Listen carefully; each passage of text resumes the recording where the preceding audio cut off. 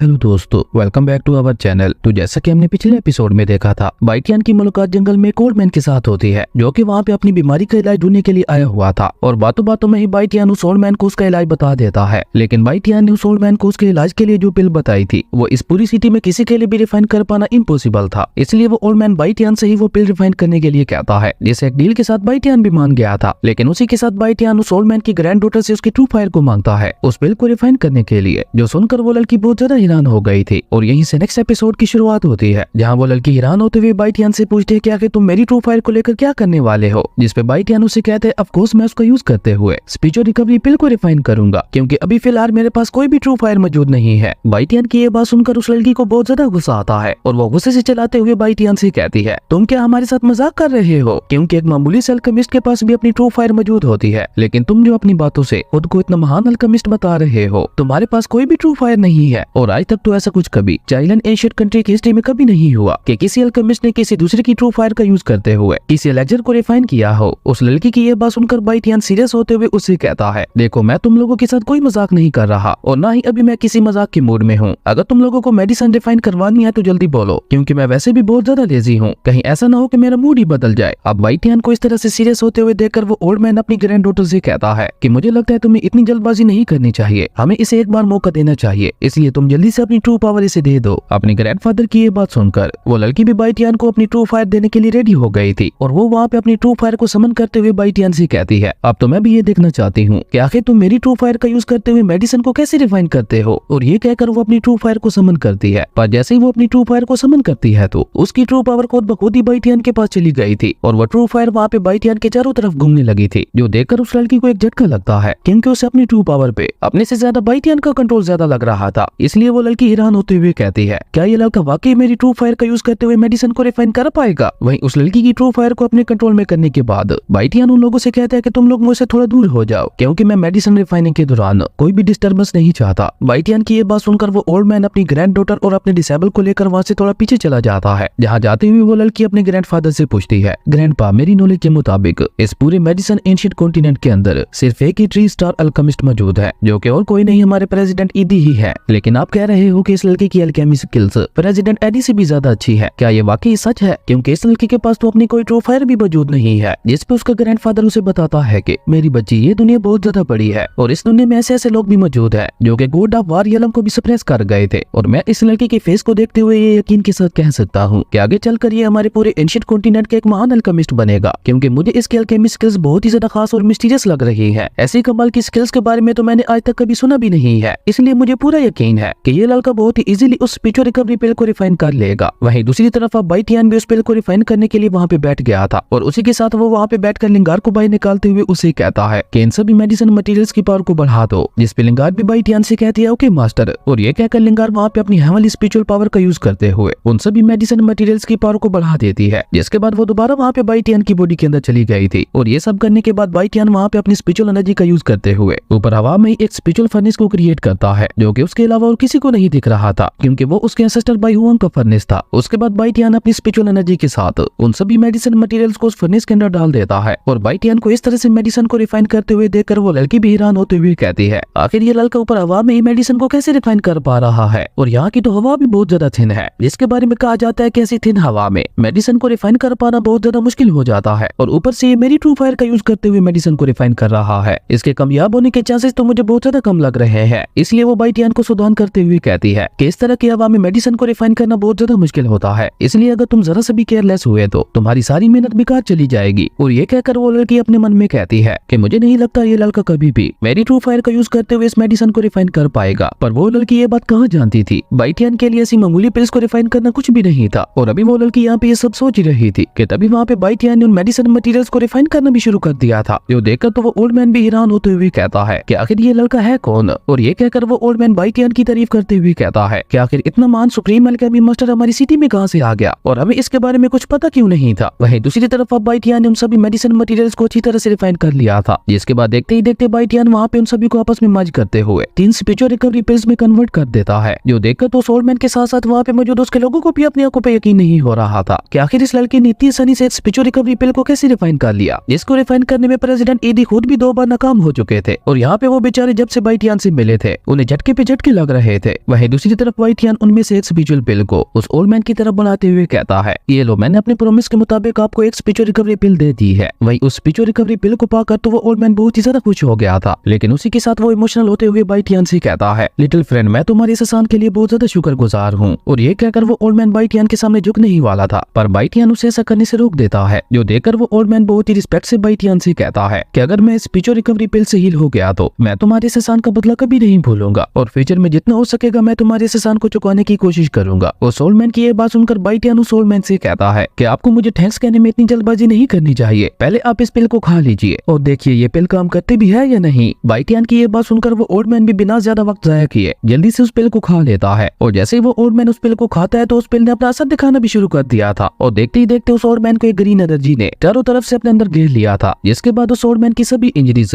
काफी हद तक ठीक हो चुकी थी और अब उस ओल्ड मैन को वहाँ पे अपनी बॉडी पहले सेल की महसूस हो रही थी, जिसका मतलब था कि वो पिल अपना काम बखूबी कर रही थी। ये देखकर उस ओल्ड मैन की ग्रैंड डॉटर भी बहुत ज्यादा खुश हो जाती है और वो बाइटियान से माफी मांगते हुए कहती है कि मुझे माफ कर दीजिए, मैंने आपके ऊपर शक किया, लेकिन आपकी अल्केमी स्किल्स तो वाकई बहुत ज्यादा अमेजिंग है। जिसपे बाइटियान भी उसे उसकी ट्रू फायर वापस देते हुए कहता है कि अगली बार मुझ पे शक करने से पहले एक बार अच्छी तरह से सोच लेना। जिसपे वो लड़की भी खुश होकर बाइटियान को एक स्टार गोल्ड कार्ड देते हुए कहती है, इसमें काफी सारे गोल्डन कॉइन्स हैं जो कि मैं अपनी खुशी के लिए आपको दे रही हूँ, इसलिए मुझे उम्मीद है कि आप मेरे छोटे से गिफ्ट को एक्सेप्ट कर लेंगे। जिसपे बाइटियान भी बिना शर्म के उस कार्ड को ले लेता है, क्योंकि अभी उसे अपनी कल्टीवेशन के लिए वाकई इन पैसों की बहुत ज्यादा जरूरत थी। और उस कार्ड को लेने के बाद बाइटियान उन लोगों से कहता है कि अब हम लोगों का हिसाब क्लियर हो चुका है, इसलिए अब मैं यहाँ से जा रहा हूँ। और ये कहकर बाइटियान वहाँ से जाने लगता है, पर वो लड़की पीछे से आवाज देकर बाइटियान को रोकते हुए कहती है, सीनियर, आपने हमें अपना नाम तो बताया ही नहीं, अगर हमें आपसे दोबारा मिलना हो तो हम आपको कहाँ ढूंढे। जिसपे बाइटियान उससे कहता है कि मेरा नाम जानकर तुम लोग क्या करोगे, वैसे भी आज हमें हमारी किस्मत ने मिलवाया था और अगर हमारी किस्मत में दोबारा मिलना लिखा हुआ तो हम लोग दोबारा खुद ब खुद ही मिल जाएंगे। और ये कहकर बाइटियान चुपचाप वहाँ से चला गया था। उस जंगल से आने के बाद बाइटियान एक पवेलियन हाउस के अंदर जाता है, जो कि दिखने में ही बहुत ज्यादा बड़ा लग रहा था और वहाँ पे काफी सारे लोग भी अलग अलग चीजें खरीदने के लिए आए हुए थे। और ये पूरे एंशिएंट कॉन्टिनेंट के एक वाइड ऐसा पवेलियन हाउस था जिसके अंदर हर तरह के मेडिसिन मटेरियल्स पाए जाते थे और यहाँ पे बाइटियान भी मेडिसिन मटेरियल्स को ही खरीदने के लिए आया हुआ था। और बाइटियान को वहाँ देखकर एक लड़की जो कि उसी पवेलियन हाउस के अंदर काम करती थी, वो भागकर बाइटियान के पास आकर उससे पूछती है, सर आपको क्या चाहिए, आपको जो कुछ भी चाहिए आप बस मुझे बता दें, मैं सब कुछ आपको ला के दे दूंगी। जिसपे बाइटियान भी उस लड़की को अपने सभी इंग्रेडिएंट्स के बारे में बताता है जिसे खरीदने के लिए वो यहाँ पे आया हुआ था। और उन सभी इंग्रेडिएंट्स के बारे में सुनकर वो लड़की बाइटियान से कहती है, सर आप जिन इंग्रेडिएंट्स के बारे में बात कर रहे हैं वो सभी बहुत ज्यादा महंगे हैं, तो क्या आप वाकई उन सभी को खरीदना चाहते हैं। जिसपे बाइटियान उसे कहता है कि तुम पैसों के बारे में फिक्र मत करो, तुम बस मुझे वो सभी इंग्रेडिएंट्स ला कर दो। ये सुनकर वो लड़की बाइटियान को वहाँ पे सेकंड फ्लोर के ऊपर ले जाती है, जहाँ वो एक जगह पे बाइटियान को बिठाकर खुद बाइटियान के बताए हुए इंग्रेडिएंट्स को लेने के लिए चली गई थी। और थोड़ी देर बाद ही वो उन सभी इंग्रेडिएंट्स को एक स्पेस बैग में रखकर उसे आकर बाइटियान को देती है। और जैसे ही बाइटियान उन सभी इंग्रेडिएंट्स को चेक करता है तो बाइटियान उन सभी इंग्रेडिएंट्स की क्वालिटी को देखकर बहुत ज्यादा खुश हो गया था। इसके बाद वो लड़की को अपना स्टार गोल्डन कार्ड देते हुए कहता है कि तुम्हारे इन इंग्रेडिएंट्स के जितने भी पैसे हुए हैं वो तुम सभी इस कार्ड से काट सकती हो। वहीं वो लड़की भी बाइटियान के पास उस गोल्डन कार्ड को देखकर थोड़ा हैरान हो जाती है और वो हैरान होते हुए कहती है, ये तो फॉलिंग स्टार गोल्डन कार्ड है जिसे एक VIP कार्ड माना जाता है और इस कार्ड की वजह से आपको इन सभी इंग्रेडिएंट्स के ऊपर अब 20% डिस्काउंट भी मिलेगा। ये सुनकर बाइटियान यहाँ पे और भी ज्यादा खुश हो गया था और वो उन बचे हुए पैसों के बदले में कुछ और भी मेडिसिन पिल्स को बाय कर लेता है। उसके बाद हमें थोड़ी देर बाद का सीन दिखाया जाता है जहाँ बाइटियान अपने सभी कल्टीवेशन रिसोर्सेज को लेकर उस पवेलियन हाउस से बाहर आ गया था, जहाँ वो अपने स्पेस बैग पे हाथ रखते हुए कहता है, मैंने तो आज काफी सारे कल्टीवेशन रिसोर्सेज खरीद लिए, इसका यूज करते हुए अब मैं अपनी कल्टीवेशन को और भी ज्यादा बढ़ा पाऊंगा और फिर भी ये कल्टीवेशन रिसोर्सेज कुछ महीनों तक तो खत्म नहीं होने वाले। और उसी के साथ बाइटियान उन स्पिरिचुअल रिकवरी पिल्स को भी बाहर निकालते हुए कहता है, सबसे मजे की बात तो ये है कि इन सारी चीजों के साथ साथ ये स्पिरिचुअल रिकवरी पिल्स तो मुझे फ्री में ही मिल गई हैं। और अभी बाइटियान यहाँ पे ये सब सोचते हुए खुश हो ही रहा था कि तभी रिंजी ने जो उसे कम्युनिकेट करने के लिए बीट दिया था वो वहाँ पे ग्लो करने लगता है। और जब बाइटियान उस बीट को चेक करता है तो उसे उसके अंदर रिंजी का मैसेज मिलता है जिसमें वो बाइटियान को अकेले एक जगह पे आने के लिए कहती है। ये देखकर अब बाइटियान भी रिंजी की बताई हुई जगह की तरफ निकल गया था, जहाँ जब वो रिंजी के पास पहुंचता है तो रिंजी आज उससे बहुत ही ज्यादा चिपक रही थी, जो देखकर बाइटियान उससे पूछता है, रिंजी आके तुमने मुझे यहाँ पे क्यों बुलाया। जिस पे रिंजी वहाँ पे एक तरफ इशारा करती है और जब बाइटियान उस तरफ देखता है तो वहाँ पे एक लड़की बाइटियान की तरफ देखते हुए मुस्कुरा रही थी। और इसी अमेजिंग सीन के साथ हमारा ये एपिसोड यहीं पे खत्म हो गया। इसे नेक्स्ट एपिसोड की शुरुआत होती है जहाँ रिंजी अपनी उस फ्रेंड जिसका नाम लाइट ग्रीन था बाइटियान को उससे मिलवाते हुए कहती है, ये मेरा वो फियांसी जिसके बारे में मैंने तुम्हें बताया था। और वो बाइटियान को भी लाइट ग्रीन के बारे में बताते हुए कहती है, बाइटियान ये लेनहू सिटी के अंदर मेरी एक लौती फ्रेंड लाइट ग्रीन है। और ये कहकर रिंजी यहाँ पे बाइटियान के साथ और भी ज्यादा चिपकने लगी थी, जो देखकर लाइट ग्रीन उससे पूछती है, रिंजी क्या तुम वाकई इसके साथ शादी करने वाली हो। अपनी फ्रेंड लाइट ग्रीन की ये बात सुनकर रिंजी वहाँ पे शर्माने लगी थी, जो देखकर बाइटियान उसके साथ माइंड टू माइंड बात करते हुए कहता है, तो क्या तुम इसी एक्टिंग के बारे में बात कर रही थी। अब मैं समझा तुम इस तरह से मुझसे चिपक क्यों रही हो। बाइटियन की इस बात को पूरी तरह से इग्नोर करते हुए रिंजी अपनी फ्रेंड लाइट ग्रीन से कहती है, तुमने बिल्कुल ठीक गेस किया, हम दोनों बहुत ही जल्द शादी करने वाले हैं, क्योंकि बाइटियन और मेरी शादी बचपन में ही तय कर दी गई थी। और अगर मैं तुम्हें सच बताऊं तो बाइटियन से मिलने से पहले मैं खुद इस शादी के खिलाफ थी, लेकिन जब मैंने पहली बार बाइटियन को देखा तब मुझे पता चला बाइटियन न सिर्फ हैंडसम है बल्कि उसी के साथ साथ उसका टैलेंट भी बहुत ज्यादा एक्स्ट्राऑर्डिनरी है। और आखिर एक लड़की को इससे ज्यादा और क्या चाहिए। इसलिए पहली नजर में ही मुझे बाइटियन से प्यार हो गया था। और ये सारी बातें करने के बाद रिंजी बाइटियन से और भी ज्यादा चिपकते हुए उससे माइंड टू माइंड बात करते हुए कहती है, मू फैमिली के ताल्लुक किन फैमिली के साथ बहुत ज्यादा अच्छे हैं, इसलिए अगर हमने लाइट ग्रीन जो कि किन फैमिली से है इसके सामने ये प्रूव कर दिया कि हम दोनों लवर्स हैं, तो मेरी फैमिली तक ये बात खुद ब खुद ही पता चल जाएगी। उसके बाद वो मुझे शादी करने के लिए फोर्स नहीं करेंगे। सो इसलिए मुझे लाइट ग्रीन के सामने इस तरह से एक्टिंग करनी पड़ रही है। रिंजी की ये बात सुनकर बाइटियन भी उसका सारा प्लान समझ गया था, इसलिए अब बाइटियन भी उसके साथ चिपकते हुए उसके कंधे पे हाथ रख लेता है, जो देखकर रिंजी को इतना ज्यादा गुस्सा आता है कि वो पीछे से ही बाइटियन को चूटी काटने लगी थी, जिसकी वजह से बाइटियन को यहाँ पे बहुत ज्यादा पेन हो रहा था। इसलिए वो रिंजी की तरफ देखकर बहुत ही मुश्किल से स्माइल करते हुए कहता है, क्यों ना हम लोग चलकर खाना खाते हुए बात करें। जिसपे लाइट ग्रीन भी कहती है, बिल्कुल ठीक कह रहे हैं, चलिए हम लोग अपने खाने की टेबल की तरफ चलते हैं। और जैसे ही लाइट ग्रीन वहाँ से जाती है तो रिंजी भी वहाँ पे बहुत ही बुरा मुंह बनाते हुए बाइटियन से अलग होकर लाइट ग्रीन के पीछे चली जाती है। उसके बाद हम उन तीनों को खाने की टेबल के ऊपर देखते हैं, जहाँ पे रिंजी लाइट ग्रीन से कहती है, लाइट ग्रीन तुम ऐसी पहली पर्सन हो जिसे मैंने खुद अपने प्यार के बारे में बताया है, इसलिए आज की ये सारी पार्टी मेरी तरफ से है। जो सुनकर लाइट ग्रीन भी स्माइल करने लगी थी, पर उसके बाद वो बाइटियन से सवाल करते हुए पूछती है, बाइटियन मुझे रिंजी बता रही थी कि रिसेंटली लैन वुफू एकेडमी ने तुम्हें अपने डिसेबल के तौर पर एक्सेप्ट किया है, क्या ये बात वाकई सच है। जिसपे बाइटियन भी में अपना सारे हिलाते हुए कहता है, हाँ बिल्कुल। बाइटियन की ये बात सुनकर लाइट ग्रीन उसे एक और सवाल करते हुए पूछती है, तुम्हारे और रिंजी दोनों के रास्ते तो बहुत ज्यादा अलग अलग है, फिर तुम दोनों मिले कैसे थे और तुम्हारी शादी कैसे तय हुई थी। जिसपे रिंजी लाइट ग्रीन को बताती है कि बाइटियन के ग्रैंडफादर एक बहुत अच्छे अल्केमिस्ट थे और उस वक्त उन्होंने मेरे ग्रैंडफादर की जान बचाई थी, तो उस सब में ही हम दोनों की शादी तय कर दी गई थी। रिंजी की ये बात सुनकर लाइट ग्रीन भी स्माइल करते हुए कहती है, ओ तो अब मैं समझी। ये सुनकर रिंजी उससे सवाल करते हुए पूछती है, वो सब तो ठीक है पर अब ग्रैंडपा किन कैसे हैं। जिसपे लाइट ग्रीन सैड होते हुए उसे बताती है कि ग्रैंडपा किन दिन ब दिन और भी ज्यादा बीमार होते जा रहे हैं और अब तो उनकी बॉडी भी बहुत ज्यादा कमजोर हो चुकी है, जिसकी वजह से अब वो कोमा में चले गए हैं। लाइट ग्रीन की ये बात सुनकर रिंजी भी थोड़ा सैड होते हुए उससे पूछती है कि ग्रैंडपा किन इतना ज्यादा बीमार कैसे हो गए, क्या लैनहू सिटी के अंदर ऐसा कोई भी नहीं है जो उनका इलाज कर सके। जिसपे लाइट ग्रीन उसे बताती है कि मेरी किन फैमिली लैनहू सिटी के सभी फेमस डॉक्टर्स को उनका इलाज करवाने के लिए बुला चुकी है, लेकिन उनमें से कोई भी ग्रैंडपा किन का इलाज नहीं कर पा रहा। इवन हम लोगों ने प्रेसिडेंट एडी को भी बुलाया था, लेकिन वो भी कुछ नहीं कर पाए। लाइट ग्रीन की ये बात सुनकर बाइटियन उसे कहता है, मिस किन मेरे पास एक पिल है जो कि आपके ग्रैंडफादर की बीमारी को पूरी तरह से खत्म कर सकती है। जिसपे लाइट ग्रीन उससे पूछती है कि तुम किस पिल के बारे में बात कर रहे हो। जिसपे बाइटियन उससे कहता है कि आपने स्पिरिचुअल रिकवरी पिल के बारे में तो सुना ही होगा। जिसपे लाइट ग्रीन एक्साइटेड होते हुए कहती है, हाँ हाँ मैंने सुना है, इवन प्रेसिडेंट एडी ने भी यही कहा था कि मेरे ग्रैंडफादर की बीमारी को ठीक करने के लिए एक स्पिरिचुअल रिकवरी पिल की जरूरत है। जिसपे बाइटियन कहता है, हाँ वही, मेरे पास वो पिल मौजूद है और अगर आप वो पिल मुझसे बाय करना चाहती हैं तो मैं 3 लाख गोल्डन कॉइन्स में उसे आपको बेच सकता हूँ। बाइटियन की ये बात सुनकर तो लाइट ग्रीन यहाँ पे बहुत ज्यादा खुश हो गई थी, लेकिन रिंजी बाइटियन को डांटते हुए कहती है, बाइटियन लाइट ग्रीन मेरी एक बहुत अच्छी दोस्त है, तो क्या तुम उससे भी पैसे लोगे। मैं चाहती हूँ कि वो पिल तुम उसे फ्री में दे दो। जिसपे बाइटियन भी सीरियस होते हुए रिंजी से कहता है कि इस पिल को हासिल करने के लिए मुझे बहुत बड़ी कीमत अदा करनी पड़ी थी, इसलिए मैं ऐसे ये पिल किसी को नहीं दे सकता और मुझे लगता है 3 लाख गोल्डन कॉइन्स